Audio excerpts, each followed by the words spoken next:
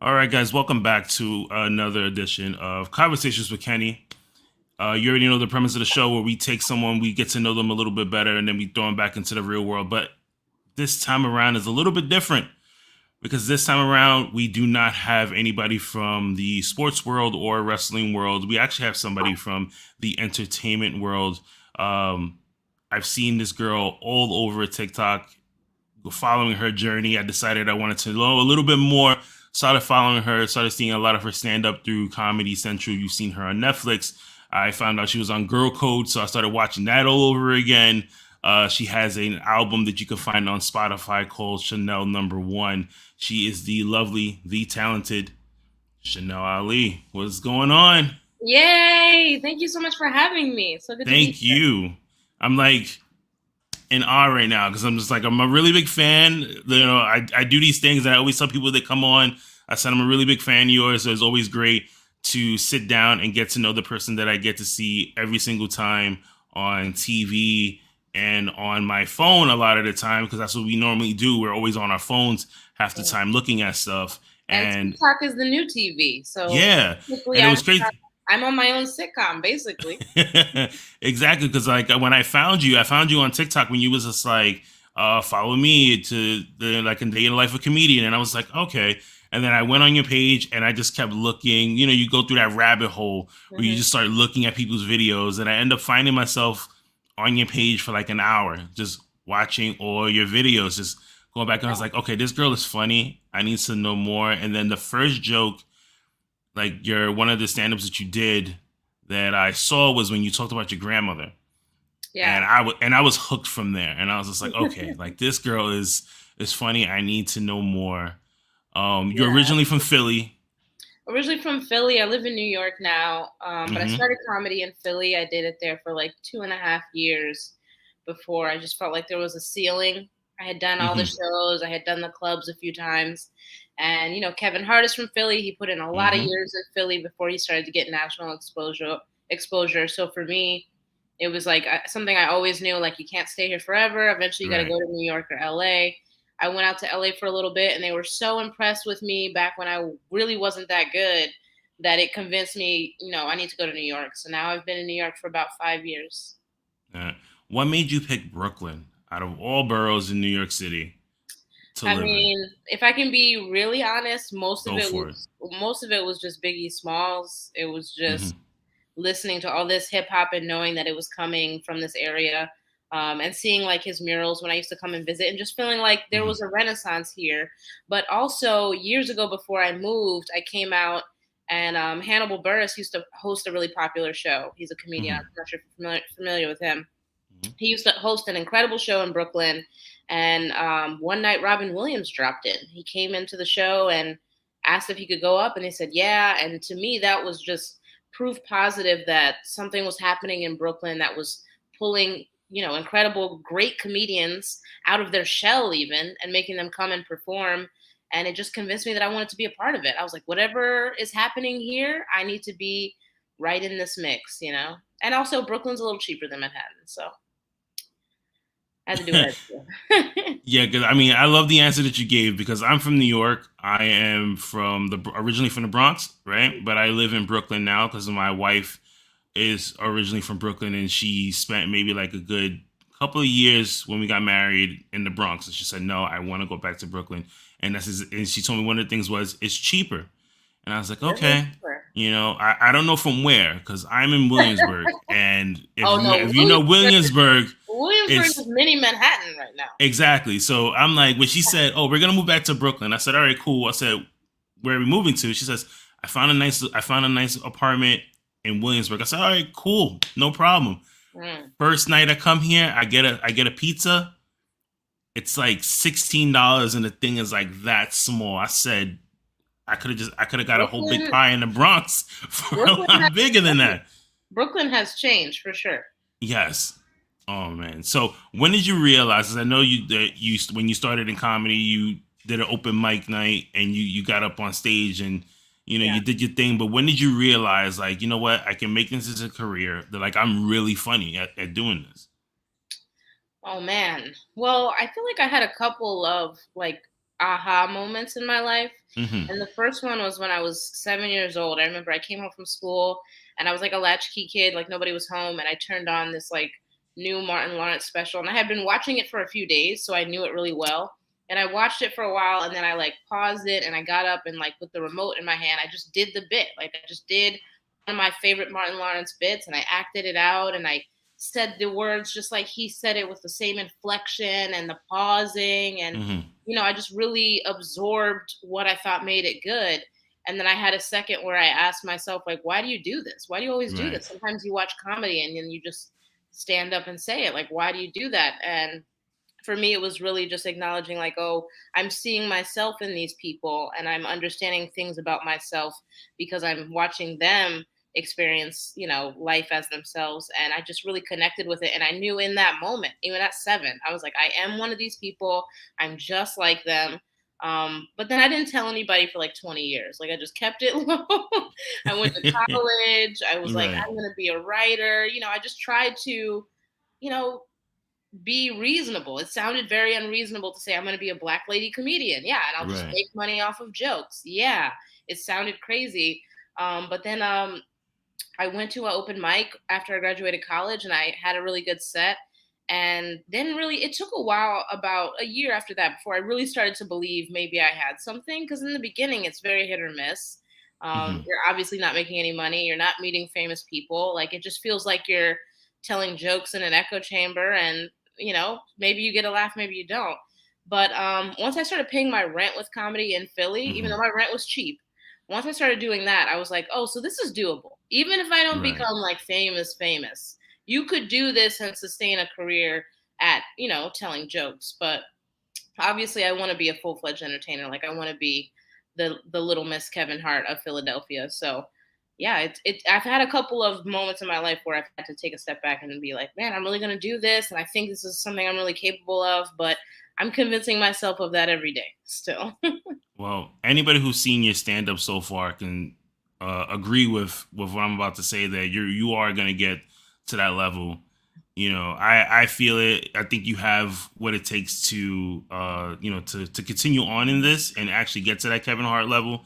Especially if they check out, like I said, go check out the TikTok pages and follow your journey of how like you literally hustle like every single night, and like you go from show to show to show, and I'm just like, yeah, like. Yeah, it's a really hard world, but I'm absolutely addicted to it. And New York City is the comedy capital of the world. So I've been able to Mhm. hit so many stages a night for the last few years that I could feel myself growing as an artist, as a comedian, as a writer, as a performer, and just feeling like, man, I'm building a foundation to be like the best version of myself. And I've had pretty big opportunities already. Obviously, I'm Mhm. still working on a lot of things, but I've been on TV a few times. I had one line of acting in a Netflix show. I'm just building. Hey, Kevin Hart was the same way. He did those small little movies. He did the small little comedy clubs, and he just kept building himself up until now he's all over TV. He's a household name. Absolutely. Another couple of years, I'm like, hey, I remember I interviewed this girl. Like, so it's great.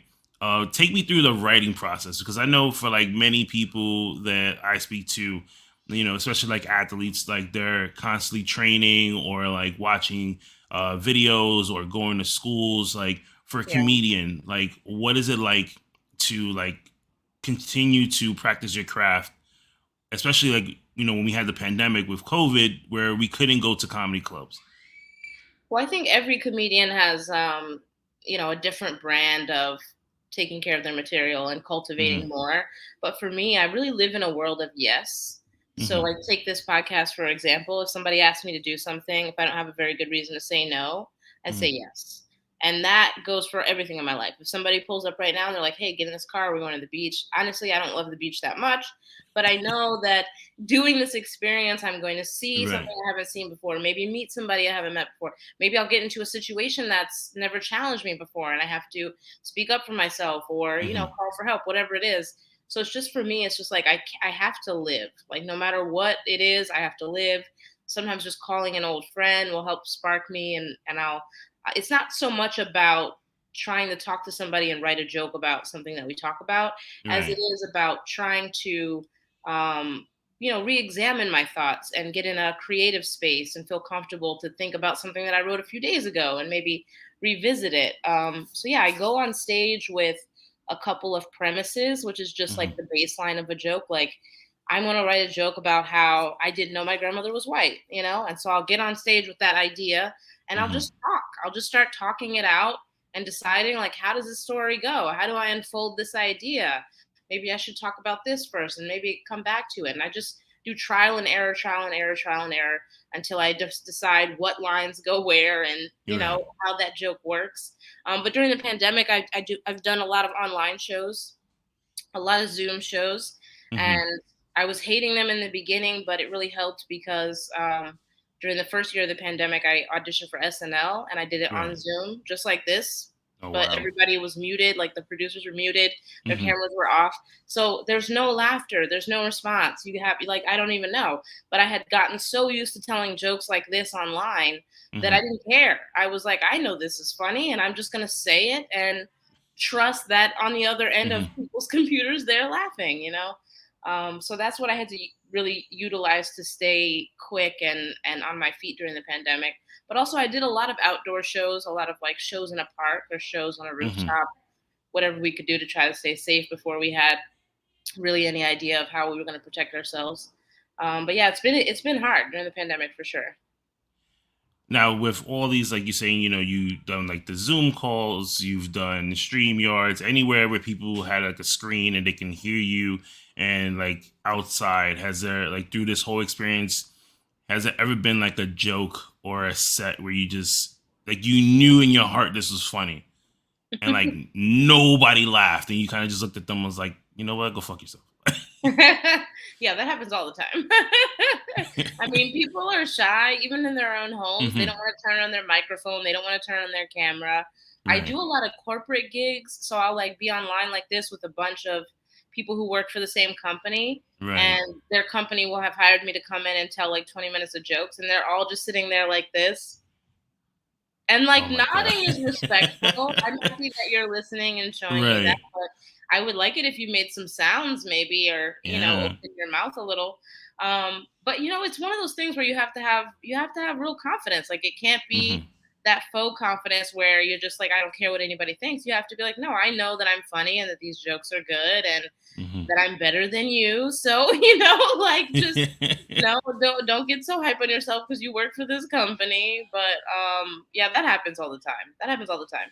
And also with the internet, sometimes the internet will lag and your Uh-huh. joke gets messed up. I've definitely been telling a joke that was so good and I was killing it and I got up to the last punchline and the internet skipped out for a second and I could tell, like, I said it but they didn't hear it. They just didn't Yeah. hear the word, and it's like, oh, I'll wait a second and say it again.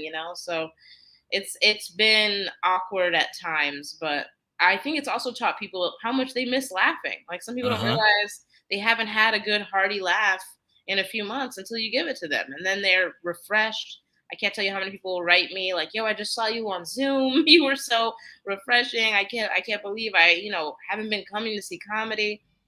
But yeah, the pandemic has also taught me that, like, comedy lives no matter what.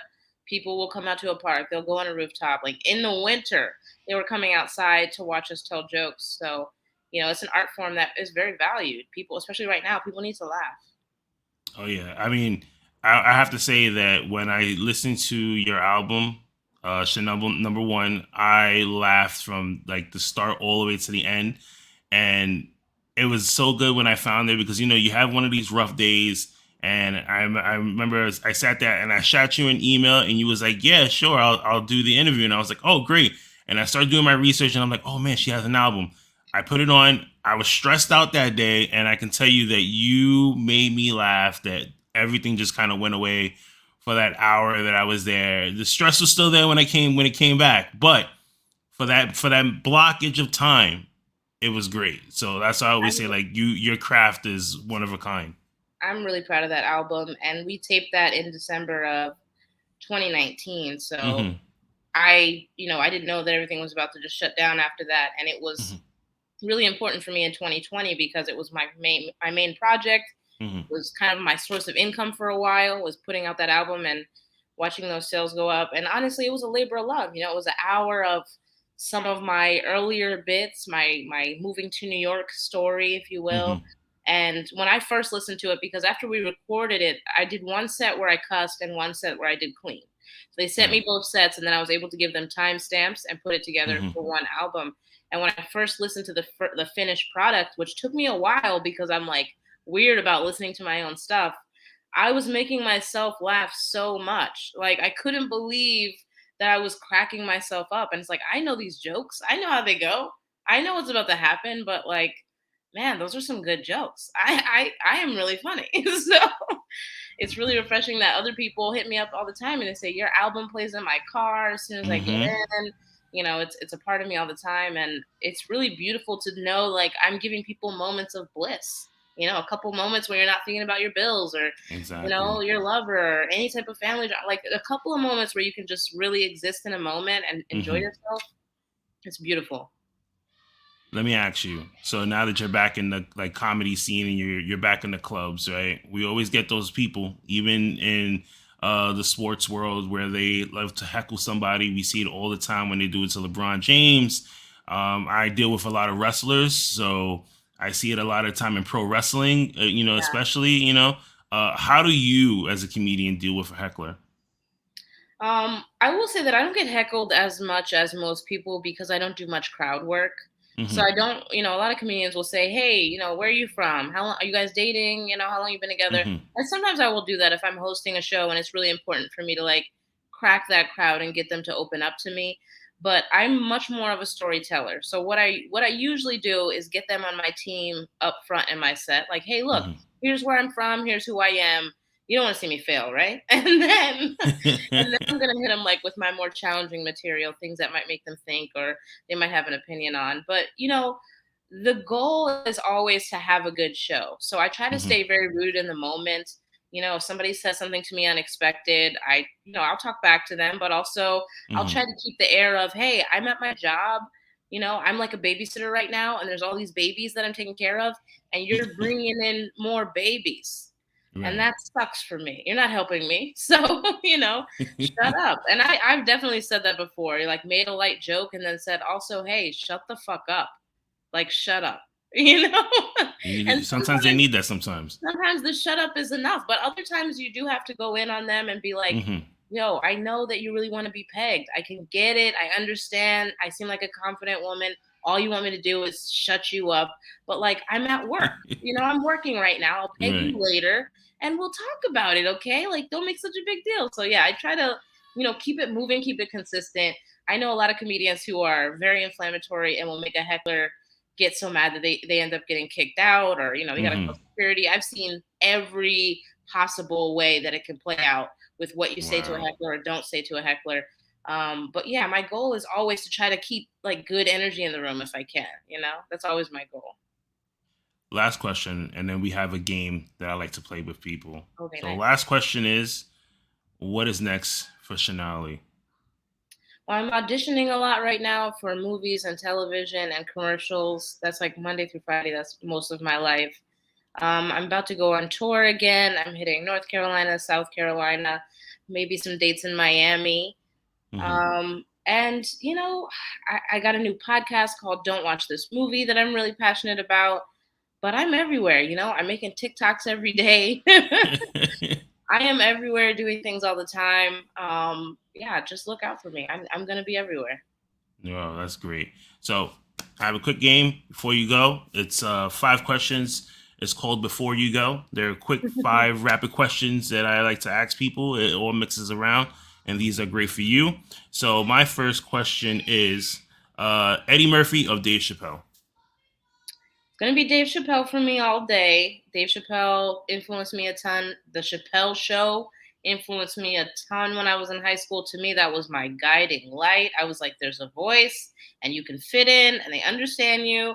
Also, every year, Dave Chappelle has a comedians ball where he invites mostly Black comedians, usually in New York Mm-hmm. City, and he just gives us advice. And it's like a big party where there's free food and free drink. It's like Oh, I don't have nice. pictures of it because they always take our phones, but Mm-hmm. it literally feels like Black comedian church every Nice. time we go, where he's just sitting there telling us to speak our minds and trust our pens and you know that Mm-hmm. he can't do it alone. And it's Right. just like I just don't, nobody else is inspiring me like that. So I feel like you're gonna the next question is gonna be Dave Chappelle again. Who is the dream person you want to tour with? That I want to tour with. Uh huh. Yeah, I would like to tour with Dave Chappelle. My dream, though, mm, honestly, it would probably be like Steve Martin. It would be like a Mm, weird, like older guy that doesn't even right. tour anymore. And the fact that he's going out on tour, people are so excited. And Right. then boom, he's got this black girl from Philly with him. What? You know? Like I just want to do a dream tour that like in and of itself sounds so crazy. And then it's like the most amazing show. And I also think that Dave Chappelle and our humors, they kind of mirror each other, I would say, hmm in a good way. But I think with me and Steve Martin, it would, and also he influenced me a ton. I think it would be vastly different, and I think people would love it. Worst stand up city.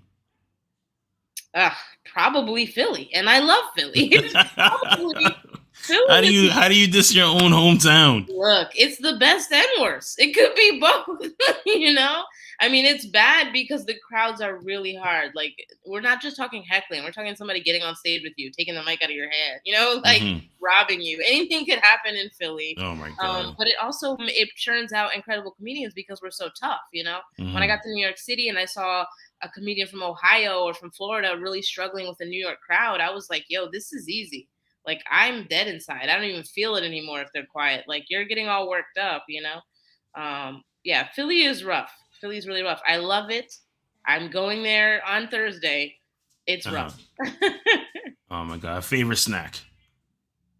um, Probably mango. I love mango. It's Huh? it's my Is it right jam next to you? right here. I always have some cut mango. hmm Um, I I buy way too many because I travel too Right. much, and then they go bad. But yeah, I love mango. Always any mango flavored anything, I'm always in the mood for. Last question. What makes you smile? Um, Making people laugh really makes me smile. I love the Okay. sound of laughter. I love the energy that people give off when they're laughing. When you're in front of a big group of people and you're really making them laugh, I swear that energy hits you in waves. Like I can feel it when I'm on stage. I can feel how I'm affecting people, and I know that they're going to carry it with them for a few days. Man, just nothing makes me happier. Well, Chanel, thank you so much for taking this small time to make me laugh and to answer a whole bunch of questions that I've had that I wanted to ask you. So, where can people catch you if they wanted to know more about you?